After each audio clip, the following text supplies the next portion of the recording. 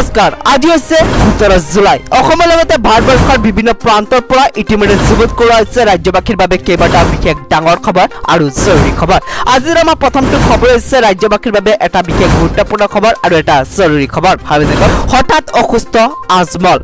অসুস্থ মৌলানা বদৰুদ্দিন আজমল শাৰীৰিক অসুস্থতাৰ বাবে বাতিল কৰিলে কেইবাটাও কাৰ্যসূচী শাৰীৰিক অসুস্থতাৰ কথা ৰাজ্যক নিজে জনালে আজমলে বৰ্তমান ধুবুৰীৰ অস্থায়ী বাসভৱনত আছে প্ৰাক্তন সাংসদগৰাকী আজিৰ দিনত কেইবাটাও কাৰ্যসূচী আছিল বদৰুদ্দিন আজমলৰ পৰৱৰ্তী খবৰটো হৈছে ৰাজ্যৰ লাখ লাখ শিক্ষক শিক্ষয়িত্ৰীৰ বাবে এক বিশেষ ভাল খবৰ শীঘ্ৰে নিয়মীয়াকৰণ হ'ব LP UP ঠিকাভিত্তিক শিক্ষকৰ চাকৰি শীঘ্ৰে নিয়মীয়াকৰণ হ'ব LP UP ঠিকাভিত্তিক শিক্ষকৰ চাকৰি মন্ত্ৰী ৰণোজ পেগুৰ ডাঙৰ ঘোষণা ঠিকাভিত্তিক চাকৰি কৰি থকাসকলৰ ক্ষেত্ৰত স্পেচিয়েল ড্ৰাইভ চলোৱা হ'ব ড্ৰাইভৰ ভিত্তিত চাকৰি নিয়মীয়াকৰণ কৰা হ'ব এতিয়াৰ পৰা খালী পদৰ লগতে খালী হ'বলগীয়া পদৰ বিজ্ঞাপন দিয়া হ'ব 2025 31 মাৰ্চত খালী হ'ব 8500 পদ ইয়াৰ বাবে মুকলি হ'ব বিজ্ঞাপন পৰৱৰ্তী খবৰটো হৈছে ৰাজ্যবাসীৰ বাবে আন এক ভয়ংকৰ খবৰ ভয়ংকৰ ৰূপত জাপানীজ এনকেফেলাইটিছ মৃত্যু এজনৰ বান বিভীষিকাৰ মাজতে ৰাজ্যত জাপানীজ এনকেফেলাইটিছৰ প্ৰাদুৰ্ভাৱ বয়াগাঁও ভয়ংকৰভাৱে বৃদ্ধি পাইছে জাপানীজ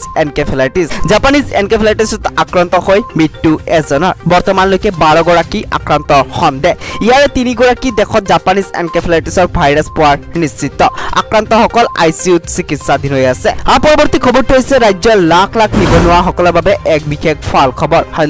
ব্যৱসায়ৰ প্ৰতি আগ্ৰহী লোকৰ বাবে আহিল ভাল খবৰ সাজু কৰক নথিপত্ৰ 24 ঘণ্টাৰ ভিতৰত পাব সুবিধা ব্যৱসায়ৰ প্ৰতি আগ্ৰহী লাখ লাখ লোকৰ বাবে আহিল ভাল খবৰ আপোনাৰ ব্যৱসায় আগবঢ়াই নিবলৈ মূলধনৰ প্ৰয়োজন নেকি আপোনাৰ সপোন পূৰণ কৰাত আৰ্থিক বাধাৰ সন্মুখীন হৈছে নেকি এতিয়াৰ পৰা চিন্তাৰ কোনো কাৰণ নাই আপোনাক প্ৰয়োজনীয় মূলধনৰ বাবে আজিয়ে কৰক আবেদন ঘৰতে থাকি লাভ কৰিব ঋণৰ সুবিধা সাজু কৰক আপোনাৰ নথিপত্ৰ 24 ঘণ্টাৰ ভিতৰতে পাব ভাল খবৰ পৰৱৰ্তী খবৰটো হৈছে ৰাজ্যৰ লাখ লাখ ৰেচন হিতাধিকাৰীৰ বাবে এক বিশেষ জৰুৰী খবৰ আৰু এটা গুৰুত্বপূৰ্ণ খবৰ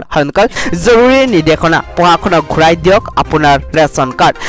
ৰেচন কাৰ্ডখনক লৈ পঢ়াখনে দিছে জৰুৰী নিৰ্দেশনা পঢ়াখনক ঘূৰাই দিব লাগিব আপোনাৰ ৰেচন কাৰ্ডখন পঢ়াখনে বান্ধি দিলে কঠোৰ নিয়ম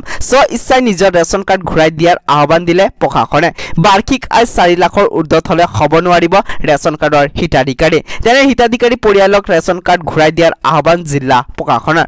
ইচ্ছাই ঘূৰাই দিয়া ৰেচন কাৰ্ডৰ গৰাকীক প্ৰশংসা পত্ৰ প্ৰদান কৰা হ'ব হুজাই প্ৰশাসনে জাৰি কৰিছে এই নিৰ্দেশনা আপোনাৰ ৰেচন কাৰ্ডখনক লৈ প্ৰশাসনে দিছে জৰুৰী নিৰ্দেশনা